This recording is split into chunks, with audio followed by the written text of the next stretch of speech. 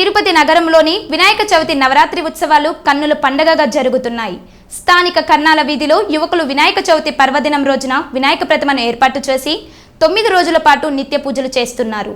ఆదివారం ఊరేగింపుగా వెళ్లి వినాయక సాగర్లో నిమజ్జనం చేయనున్నారు. అందులో భాగంగా శనివారం మధ్యాహ్నం 500 మంది భక్తులకు అన్నదాన కార్యక్రమాన్ని నిర్వహించారు.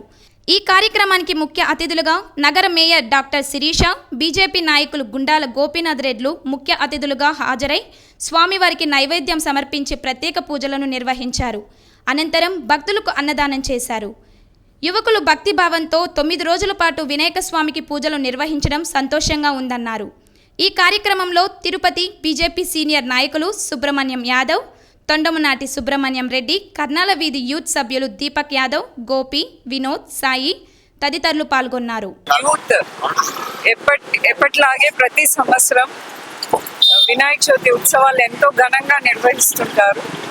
ఈ సంవత్సరం కూడా ఇవాళ 8వ రోజు కంటిన్యూస్గా అన్నదాన కార్యక్రమం చేస్తూ ఉన్నారు.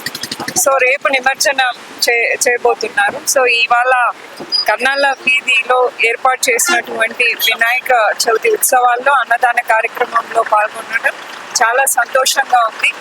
వీరు యథావిధిగా ప్రతి సంవత్సరం కూడా ఈ విధంగా వినాయక చవితి ఉత్సవాలను ఎంతో ఘనంగా జరిపించాలని, అలాగే ఆ వినాయకుడి ఆశీస్సులు అందరి మీద ఉండాలని కోరుకుంటూ అందరికి కూడా మరొకసారి వినాయక చవితి శుభాకాంక్షలు. కర్నాల వీధి యూత్ 25వ వార్డు సభ్యులు ప్రతి ఏడు అంగరంగ వైభవంగా వినాయక చవితి ఉత్సవాలు జరుపుతారు. నవరాత్రి 9 రోజుల పాటు విగ్రహం పెట్టి నవరాత్రి ఉత్సవాలు జరిపి 9వ రోజు నిమజ్జనం చేస్తారు. దానిలో భాగంగా ఈరోజు 8వ రోజు వినాయకుడి విగ్రహం వద్ద అన్నదాన కార్యక్రమం కర్నాల యూత్ పిల్లోళ్ళంతా చక్కగా అన్నదాన కార్యక్రమం నిర్వహిస్తున్నారు. స్వామివారికి నైవేద్యాలు అవన్నీ సమర్పించి భక్తులకు అన్నప్రసాదం చేస్తున్నారు.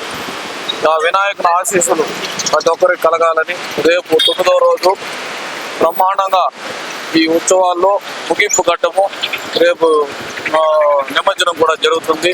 ప్రతి ఒక్కరూ వచ్చి పాల్గొని ఈ కర్నాల వీధి యూత్ వినాయకుడిని దర్శించుకొని ఆ స్వామివారి ఆశీస్సులు పొందాలని కోరుకుంటూ